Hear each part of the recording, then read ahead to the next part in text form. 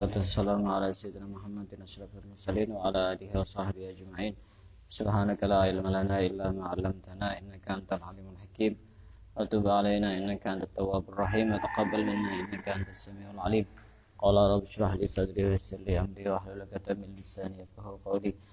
Nawaitu ta'alluma wa ta'lima al-fadada wal istifada wa tamassuka ala kitabillah wa sunnati rasulih wa du'a ila al-huda wa dalala al-khair ibtigha'a mardatihi wa qurbihi wa thawabihi subhanahu wa ta'ala.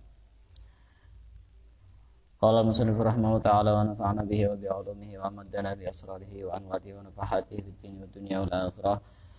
Kita lanjutkan kajian kitab Al-Yaqutun Nafis.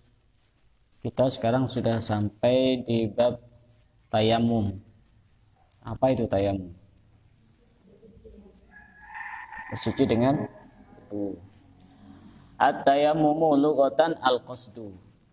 Tayamum secara bahasa adalah menyengaja.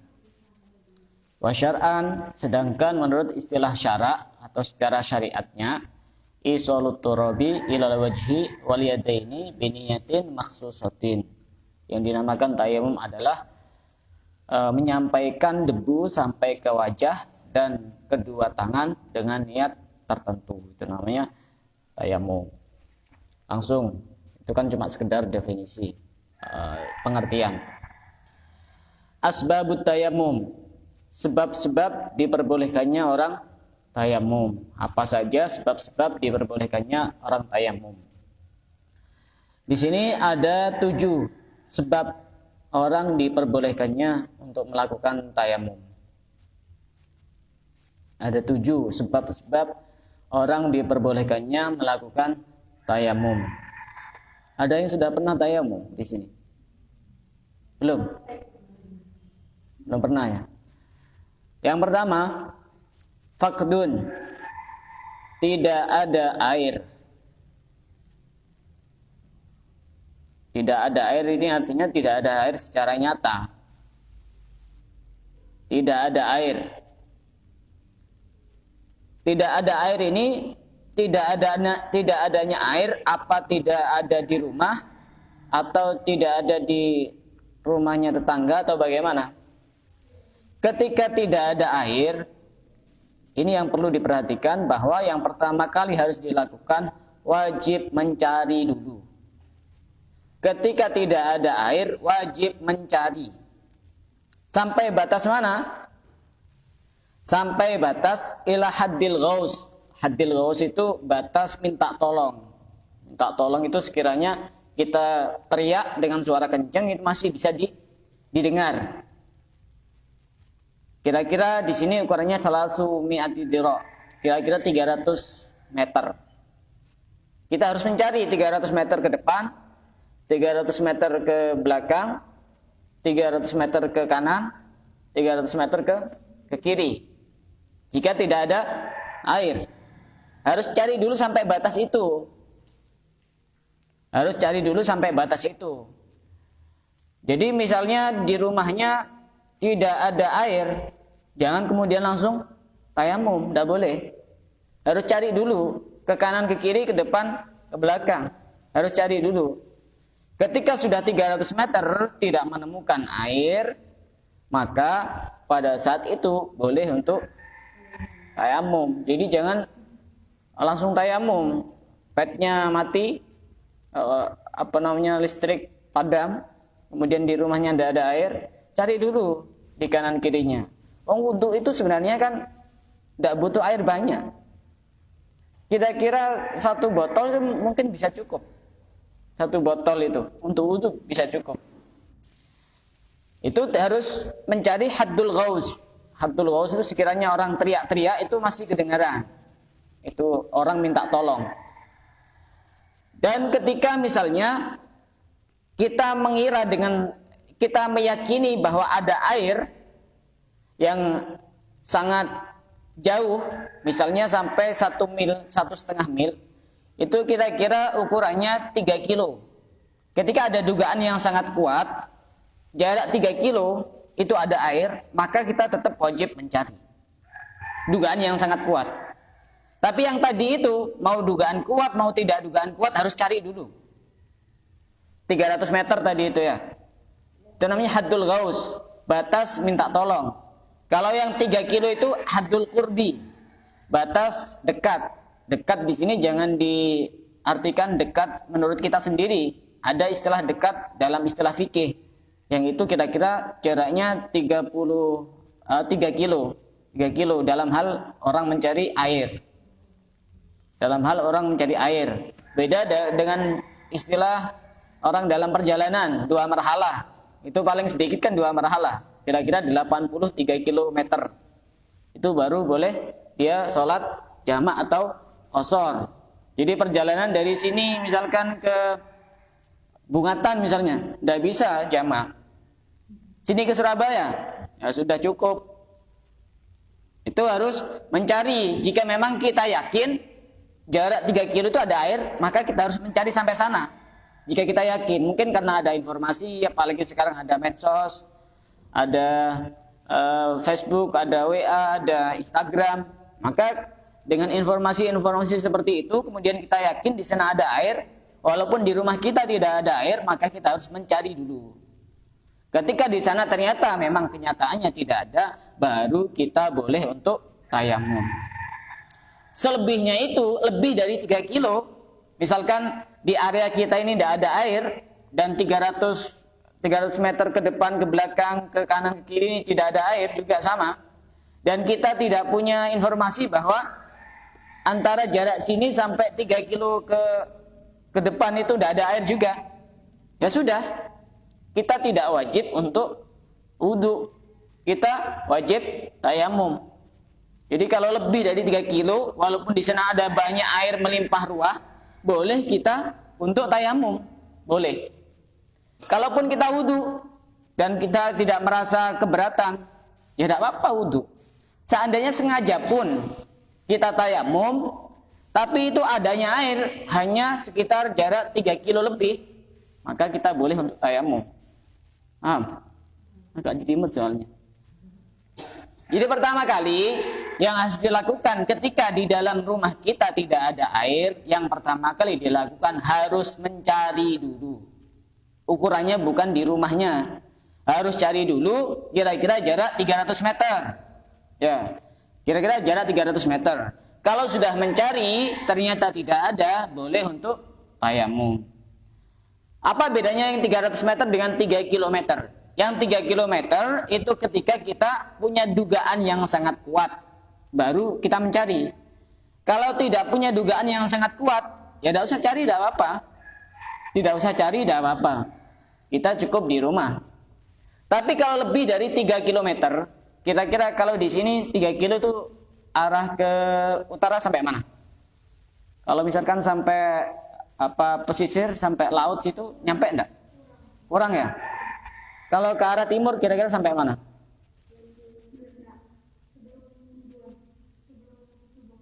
Sebelum subuh ya? Sudah 3 kilo itu? Misalnya kayak gini. Misalnya sekarang listrik padam dan di rumah kita tidak ada air. Di 300 meter ke depan, ke belakang, ke kanan, ke kiri juga tetap kita sudah mencari tidak ada air. Maka walaupun di sana misalkan di Mandingan ada air dan kita pengen tayamum, boleh. Boleh. Tapi kalau kita misalkan pergi ke Mandingan, kemudian di sana ada air, wudu di sana, sholat di sana, ya boleh-boleh juga. Itu bukan suatu keharusan. Jadi kita tinggal pilih, mau tayamum silahkan, mau tidak tayamum silahkan. Itu bedanya antara tayamum dengan istinja. Istinja itu cebok itu. Cebok itu walaupun ada air boleh dengan batu. Tapi kalau tayamum, kalau ada air di depannya ini yang dilihat, kemudian dia pakai tayamum, tidak boleh. Kecuali jaraknya jauh tadi itu, lebih dari berapa? Lebih dari berapa? 3 kilo. Kita tidak perlu untuk datang ke sana. Walaupun benar-benar nyata ada air, tidak perlu datang ke sana. Paham? Ini tidak ada air.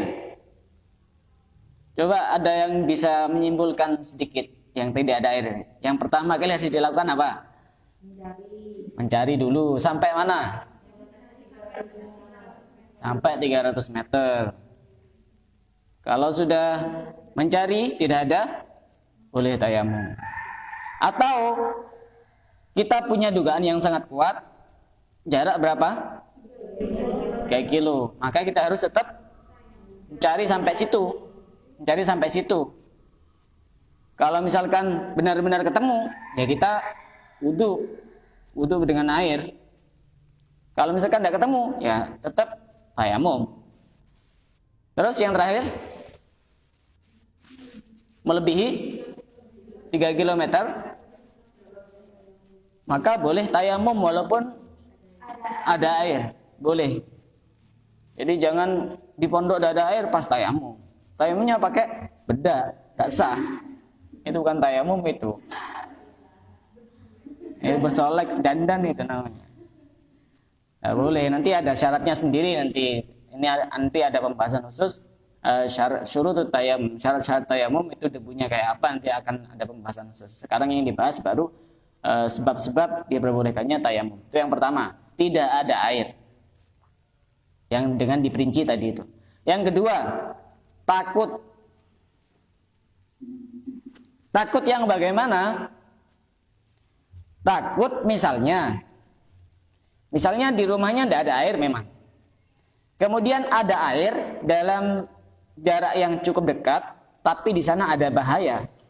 Mungkin kita ini kalau keluar diancam orang, atau mau diserang sama orang, atau mau dibunuh sama orang, atau di sana ada hewan yang buas yang membahayakan. Maka pada saat itu kita tidak perlu keluar, namanya bunuh diri. Kita di dalam rumah boleh tayamum. Ketika terjadi bahaya, baik itu bahaya dari manusia maupun dari hewan, atau termasuk bahaya khawatir nanti rumahnya dimaling. Kalau rumah dicuri tak kira. Gimana cara bawanya gimana? Ada rumah kemudian kemalingan, khawatir ada yang masuk karena memang lagi genjar-genjarnya banyak pencurian misalnya. Itu juga boleh. Atau misalnya di depannya itu dia biasanya ini wudu di kayak danau itu di pinggir rumahnya. Tapi pada saat itu pas tidak ada air di jedingnya itu, kemudian di danaunya ada buaya.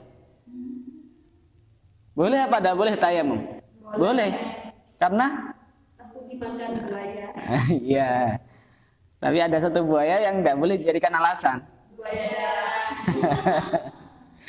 Buaya darat, ya kita tetap wajib wudu. Kenapa kamu kok tayamum? Takut dimakan buaya. buaya darat. Tidak boleh. Jadi takut dengan jenis apapun itu. Baik takut karena diganggu manusia atau diganggu oleh hewan-hewan buas. Atau misalnya dia mau sholat subuh, ini kan masih gelap. Sedangkan di rumahnya tidak ada air. Adanya kira-kira 300 meter ke depan. Atau kurang dari 3 kilo. Sedangkan dia perempuan, kalau mau keluar malam-malam khawatir terjadi sesuatu. Paham ya? Maka seperti itu juga boleh dia bertayamum. Wanita mulia. Atau misalnya di situ ada toilet umum, yang di situ sering terjadi hal-hal yang tidak diinginkan, apalagi dia wanita mulia. Maka dia boleh untuk bertayamum. Itu karena takut. Boleh. Takutnya memang benar-benar ada, bukan cuma sekedar hayalan toh. Jadi memang kebiasaannya di situ ada banyak bahaya yang akan mengintai. Itu boleh. Contoh lagi apa? Coba, contoh selain itu. Ini luas pembahasannya, tidak harus yang kayak tadi itu. Contohnya apa? Hantu. Ya enggak, itu kan enggak kelihatan itu. Atau misalnya apa ya? jalannya rame gitu misalnya. Sedangkan orangnya itu penglihatannya agak kabur. Kalau mau nyebrang khawatir tertabrak, itu kecelakaan. Ya itu juga bagian dari takut. Boleh untuk tayamum. Boleh untuk tayamum ketika di rumahnya tidak ada air. Dan itu memang benar-benar tidak ada air. Ketika misalnya ada air misalnya di rumahnya 1 gelas, sedangkan dia tayamum tidak boleh. Harus benar-benar tidak ada air. Bagaimana caranya? Ya buang aja airnya.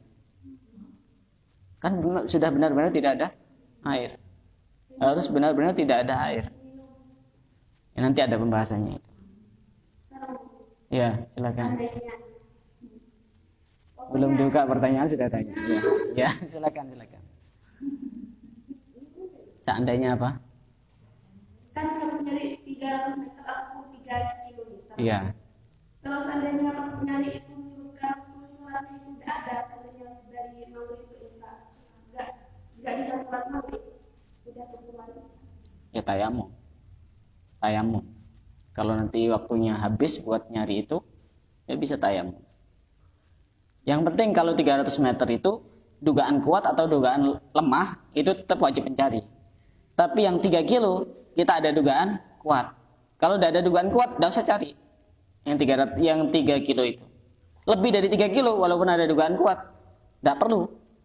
Bisa kita tayamum. Itu penyebab yang kedua. Penyebab yang ketiga hajatun. Ada hajat, ada kebutuhan, ada keperluan. Contohnya apa? Ada kebutuhan, ada keperluan. Contohnya, memang di rumahnya ada air. Tapi orang kan butuh minum. Orang kan butuh air untuk keperluan misalkan memasak, misalnya contohnya. Sedangkan nanti kalau digunakan untuk wudhu, persediaannya kurang misalnya. Maka pada saat itu boleh untuk bertayamum. Baik itu keperluannya untuk keperluan dirinya sendiri atau untuk keperluan hewan piaraannya. Misalnya punya peliharaan kambing, kan butuh minum. Ya. Jadi itu dia bisa ngira-ngira. Semisal nanti airnya ini digunakan untuk wudhu, maka keperluan minum untuk diri sendiri dan keluarga tidak tercukupi. Atau keperluan keluarga tercukupi, tapi keperluan hewannya ini tidak tercukupi. Ini juga boleh. Hewan ini juga diperhatikan dalam fikih. Boleh seperti itu, karena ada kebutuhan. Kebutuhan macam-macam. Ada untuk masak, ada untuk minum, ada untuk makan. Artinya buat masak nasi, untuk misalkan mencuci misalnya. Mencuci pakaian misalnya. Itu juga bagian dari kebutuhan. Masa mau mencuci pakai debu? Gimana caranya? Anda kira itu. Atau misalnya ada air tapi harganya mahal. Dan sedangkan kita tidak punya uang. Atau punya uang tapi kita punya hutang. Itu juga sama. Kita boleh untuk bertayamum. Itu termasuk hewan-hewan yang dimuliakan. Al-hayawan al-muhtaram, hewan yang dihormati, hewan yang dimuliakan. Ada beberapa hewan yang ini disebut hewan, walaupun ada juga di sini dikategorikan sebenarnya manusia, tapi disebut hewan. Ada 6. Ini tidak masuk dalam kebutuhan ini. Jadi seandainya kita punya air lebih, kemudian ini tidak kita penuhi kebutuhannya, maka boleh kita gunakan untuk wudhu. Siapa 6 itu? Pertama orang murtad. Orang murtad keluar dari Islam. Jadi kita punya air, kemudian kita seandainya digunakan untuk wudhu, maka ada orang murtad yang kehausan, tidak apa-apa. Tidak dikasih minum tidak apa-apa dalam hukum fikih ya. Tidak dikasih minum tidak apa-apa. Kecuali keluarganya sendiri yang tadi itu, keluarganya sendiri atau hewannya tadi itu, hewan peliharaannya itu. Orang murtad, tidak apa-apa. Jadi kita pakai wudhu, kemudian ada orang murtad kehausan, tidak apa-apa tidak dikasih minum. Pertama orang murtad. Kemudian orang kafir harbi. Orang kafir harbi itu orang kafir yang memusuhi orang Islam. Sedangkan di sekeliling kita tidak ada. Di sekeliling kita itu namanya kafir zimmi namanya. Artinya hubungan antara orang selain Islam dengan orang Islam kan baik kan ya. Tidak nyerang, tidak apa. Itu namanya seandainya kita punya air yang sangat terbatas, kemudian seandainya kita digunakan untuk wudhu, kemudian ada ini tetangga kita yang kafir itu yang tidak mengganggu kehausan, lebih baik didahulukan itu. Kecuali kafir-kafir yang mengganggu, yang nyerang-nyerang, yang menyakiti, yang mengusik-usik, itu tidak apa-apa. Walaupun dia kehausan, biarkan, tidak apa. Ada kafir harbi, ada kafir dhimmi. Yang ketiga, anjing yang galak. Karena ada anjing yang tidak galak, ini ya. Anjing yang galak. Anjing galak ini biasanya anjing yang jenis apa itu? Kalau yang dipakai polisi itu dia anjing galak apa bukan? Anjing galak ya. Kalau yang bukan anjing galak biasanya anjing piaraan itu, yang sudah dilatih itu. Anjing galak. Jadi misalnya kita punya air, sedangkan airnya terbatas. Seandainya kita gunakan untuk wudhu, maka ada anjing yang kehausan, tapi anjing yang galak ini, maka biarkan saja, tidak apa-apa. Kita gunakan untuk wudhu, jangan kemudian tayamum. Kita wudhu seperti biasa. Itu yang ketiga. Yang keempat, babi. Babi. Itu juga sama. Di sini kayaknya belum pernah saya lihat ada babi, ada. Nggak ada ya, kalau anjing banyak. Anjing itu banyak. Babi. Jadi seandainya kita punya air, kalau seandainya kita gunakan untuk wudhu, ada babi yang kehausan, babinya tetangga itu. Kecuali babi ngepet, itu lain. Kalau babi ngepet kan bagian nyuri ini uang itu, dan itu tidak kelihatan. Ya tidak apa-apa, kita tetap wudhu, jangan tayamum, jangan kemudian kasihan, itu kasihan babinya kehausan. Ya biar mati, tidak apa-apa. Tidak apa-apa. Kehausan tidak apa-apa. Babi. Yang keempat ini, hati-hati, tarikus sholat, orang yang meninggalkan sholat. Sampai di dalam fikih ini begitu sangat ketatnya itu. Jadi seandainya kita punya persediaan air terbatas, seandainya kita gunakan untuk wudhu, maka ada yang kehausan, tapi dia orang yang meninggalkan sholat, baik itu keluarganya sendiri maupun orang lain sama. Ya kita mendahulukan wudhu. Urusan dia haus, urusan dia. Salahnya sendiri dia meninggalkan sholat. Jadi urusan meninggalkan sholat ini baik dia keluarganya sendiri, sahabatnya, pacarnya, tetangganya, siapanya, gurunya, semuanya sama. Jadi kita lebih mendahulukan digunakan airnya untuk wudhu dibanding untuk keperluan yang tadi itu. Berarti lebih mulia dibanding sapi sama kambing. Kalau kambing masih belum terpenuhi kebutuhannya dan persediaan air kita terbatas, maka boleh untuk tayamum. Paham? Paham. Dan yang keenam, az-zani al-muhsan, orang zina muhsan. Zina itu ada dua. Ada zina muhsan, ada zina ghairu muhsan. Kalau zina muhsan itu orang yang berzina sedangkan dia sudah menikah, sudah punya keluarga, itu hukumannya jauh lebih berat. Sedangkan zina ghairu muhsan itu zina yang dia masih belum menikah. Ini yang dibahas di sini adalah orang yang sudah menikah tapi dia berzina. Maka seandainya kita punya persediaan air terbatas, seandainya kita gunakan untuk wudhu, ada orang yang kehausan tapi dia orang yang berzina muhsan, sudah berkeluarga, maka kita lebih mendahulukan untuk kita gunakan untuk wudhu. Dan ada amalan yang perlu untuk diamalkan, terutama ini masih belum nikah semua ini. Amalan agar nanti ketika punya anak terlahir dalam keadaan dia dihindarkan dari perbuatan zina seumur hidupnya. Ini penting ini. Jadi ketika ada anak lahir, ada beberapa amalan penting yang harus kita lakukan. Salah satunya kepalanya, terutama ubun-ubunnya, kita pegang pakai telapak tangan kanan sambil baca ya baru 7 kali. Ini tertulis di dalam kitab Al-Fawaidul Mukhtarah yang dikarang oleh Habib Ali Zainal Abidin bin Hasan Baharun. pengasuh pondok pesantren Darul Ulum wad Da'wah.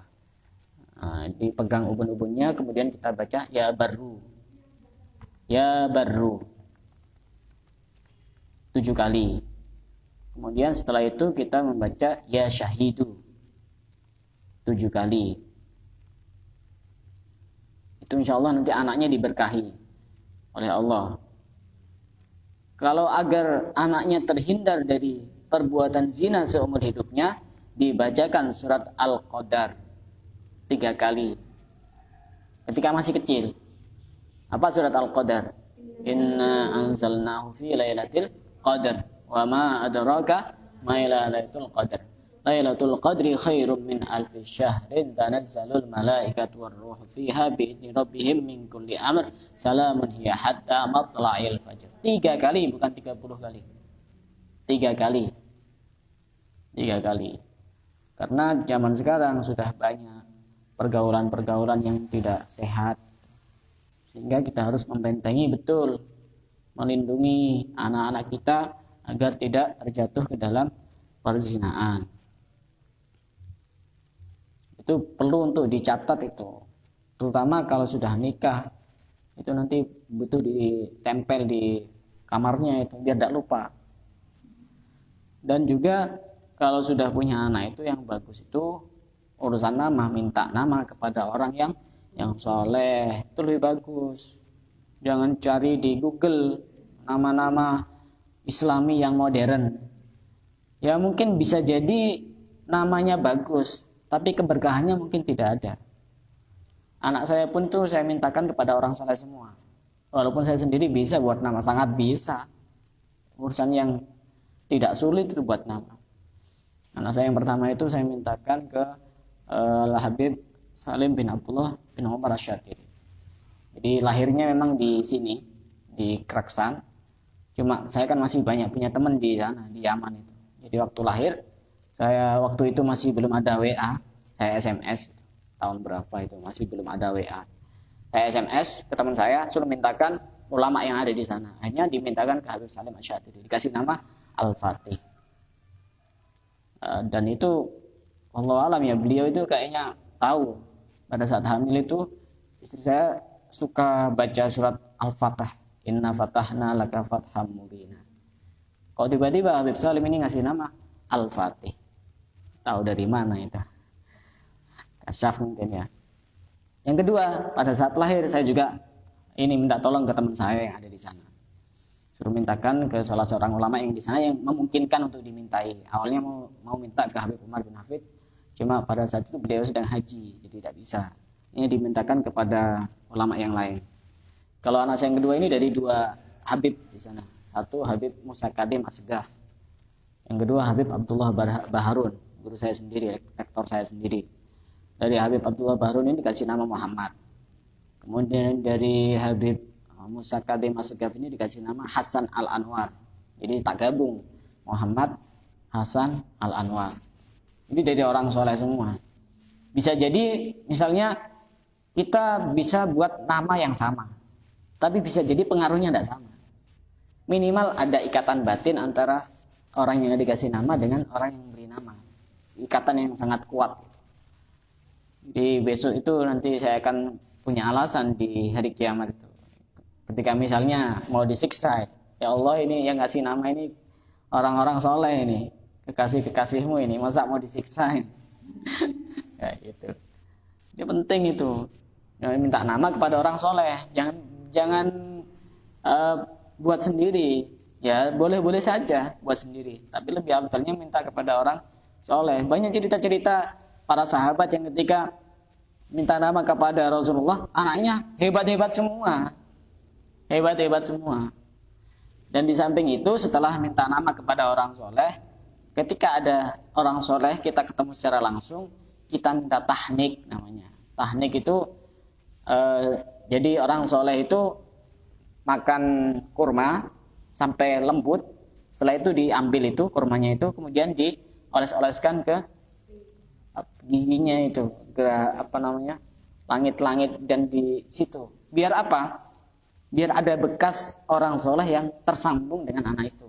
Dan ini juga sering para sahabat memintakan anaknya untuk ditahnik oleh Rasulullah dan semuanya jadi orang hebat semua. Itu penting seperti itu. Jangan urusan cuma selamatan dan seterusnya, itu yang itu penting itu. Jadi manfaatkan betul ketika ada tamu, orang soleh, siapapun itu. Yang kita anggap soleh walaupun bukan dari luar kota. Yang kita anggap soleh di tempat ini misalnya. Datang ke situ bawa kurma, kalau udah ada kurma bisa madu. Jangan cari permen tapi nanti ininya orang solehnya tuh punya permen cek lamanya itu nanti. Pas dimasukkan ke anak bayi itu keleken. Jadi cukup kurma atau madu? Madu lebih enak itu. Ya, jadi ada bekas-bekas yang nempel di situ. Bagus seperti itu. Jadi anaknya nanti cara mendidik anak bukan cuma ketika sudah dewasa dimasukkan ke pondok pesantren, tapi ketika masih kecil juga ada mendidiknya dengan cara-cara seperti itu, ditahnik, kemudian diberi nama yang baik, dimintakan nama kepada orang-orang soleh, dibacakan beberapa amalan tadi itu yang sangat bermanfaat, terutama surat Al-Qadar dibaca 3 kali. Itu yang ketiga ya. Yang keempat, sebab diperbolehkannya untuk melakukan tayamum adalah idlaluhu. Artinya hilang, airnya hilang. Air hilang ini kalau dulu itu masih contohnya hilang bersama hewan tunggangannya. Hewan yang membawa air itu. Kalau sekarang mungkin susah ya. Gimana bisa pergi sendiri itu kendaraannya. Jadi nanti viral itu nanti. Kan tidak kira sepeda motor tiba-tiba bawa airnya sendiri itu keluar. Atau mungkin sambil sepedanya dicuri sama orang, sedangkan di situ sudah ada airnya, persediaan. Airnya terbatas di rumah, tidak cukup untuk wudu, ya boleh. Kita kemudian untuk bertayamum karena air yang kita miliki mungkin ngambil dari tempat yang jauh atau dari beli itu hilang. Kalau hilangnya itu airnya saja, maka nanti kita wajib untuk mengqadha sholatnya ketika bertayamum. Yang hilang hanya airnya saja, tidak sama kendaraannya. Tapi kalau hilangnya air plus kendaraannya atau hewannya misalnya, maka tidak wajib mengqadha. Jadi tayamum, kemudian dia sholat dan tidak wajib mengulang sholatnya. Tapi kalau yang hilang itu hanya airnya saja, dia tayamum, sholat, kemudian nanti ketika sudah ada air, dia wudhu, sholat lagi, mengulang. Paham? Paham ya? Itu yang ketiga. Saya kira paham, gampang gitu. Yang keempat, nah ini yang penting.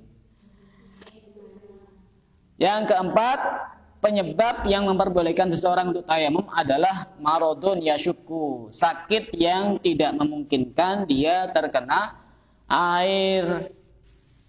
Apa ada sakit yang memungkinkan terkena air? Ada. Sakit apa? Sakit kulit, sakit pusing. Mungkin kena air? Mungkin. Kalau cuma pusing mungkin kena air? Mungkin. Kalau demam tinggi, mungkin kita tidak berani kena air. Pokoknya sakit yang sekiranya kita itu tidak berani kena air. Kenapa? Khawatir disebabkan nanti akan ada akibat. Pertama, sakitnya tambah parah atau sembuhnya tambah lama. Jika dengan dua alasan itu, kita boleh. Walaupun ada air melimpah ruah, jedingnya penuh. Bahkan lebih-lebih. Kemudian kita tayamum, boleh. Walaupun itu cuma sekedar sakit demam.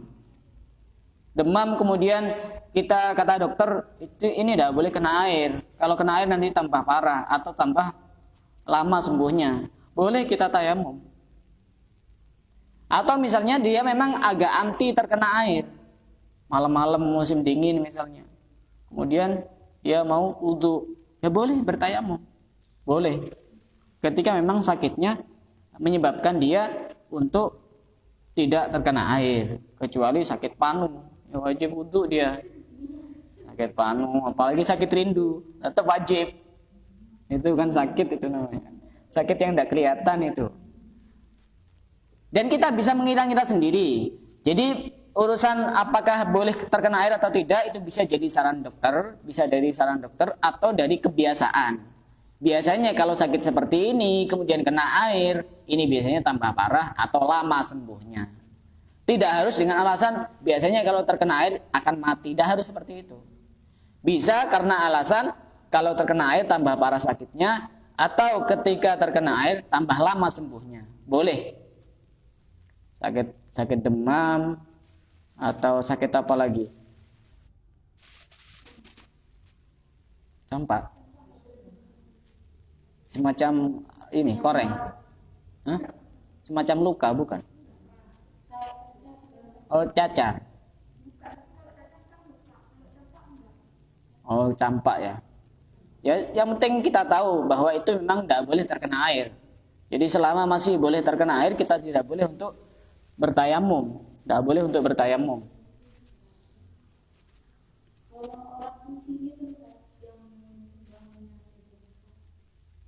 Pusing kan tidak apa-apa terkena air. Kenapa? Bangunnya, iya tidak apa-apa. Bangunnya susah. Mau ke tempat, masa pusing bisa bangunnya susah? Hah? Nah, iya. Jadi walaupun ada air, misalnya kita tidak mampu untuk datang ke tempat air situ, ya juga boleh. Tapi selama masih memungkinkan airnya dibawa ke situ, ya tidak apa-apa. Kan bisa wudu di tempat situ. Misalkan pakai ceret atau pakai gayung atau pakai apa gitu, pakai kendi, kemudian wudu di situ, kan boleh juga. Wudu di tempat gitu, boleh juga. Jadi tidak apa-apa, walaupun ada airnya banyak, kalau kita sedang sakit, panas, demam, boleh. Walaupun ada air banyak, kita boleh untuk bertayamum.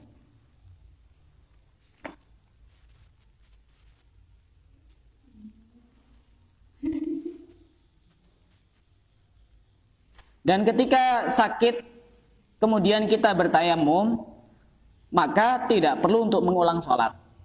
Cukup. Tidak perlu untuk mengulang sholat.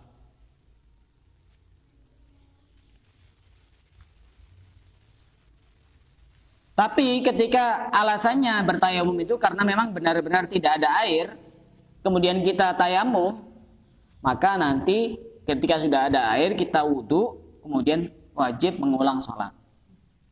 Ketika tayamumnya disebabkan karena bukan sakit, tapi disebabkan karena memang benar-benar tidak ada air. Ada tayamum yang dia wajib mengulang sholat. Tayamum yang bagaimana? Tayamum yang di tempat di mana di situ banyak air, tiba-tiba tidak ada air.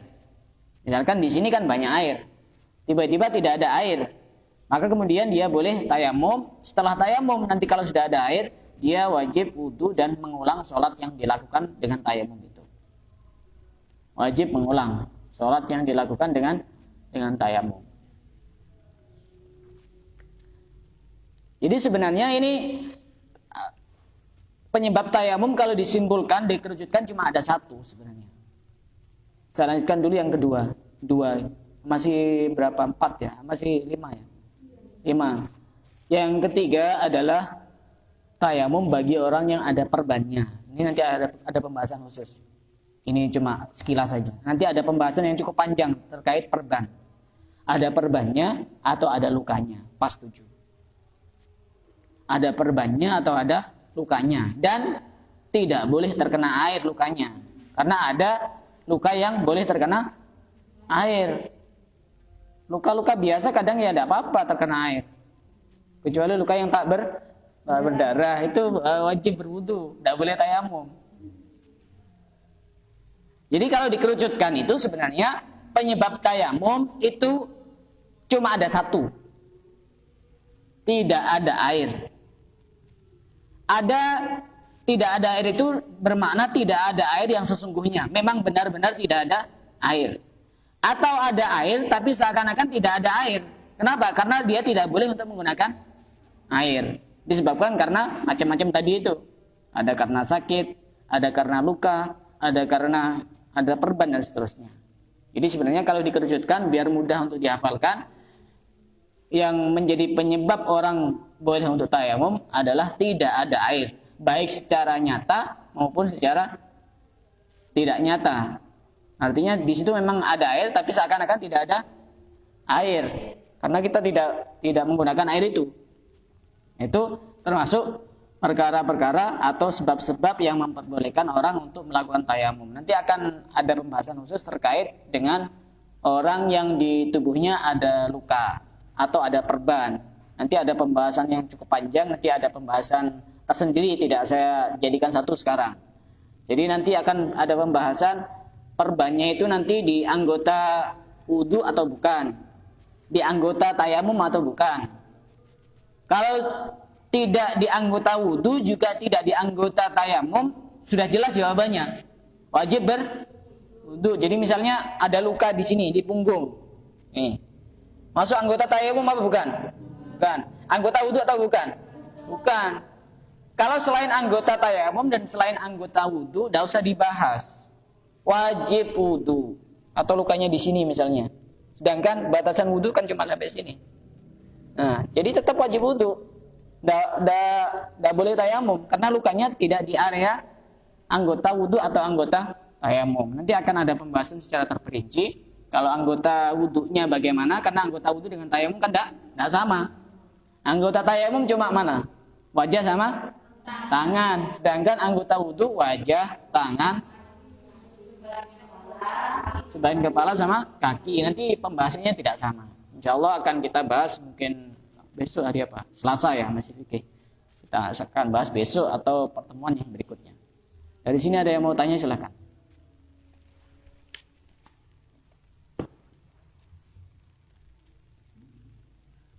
Pernah krisis air di sini? Tidak pernah. Kalaupun tidak ada air, kemungkinan di tetangga-tetangga masih banyak. Bisa kita minta itu. Satu pondok, ya cari. Masih banyak. Tidak ada alasan. 300 meter itu, kalau sini nyampe mana? Kira-kira. Nyampe depan situ jalan itu kurang 300 meter. Kurang ya?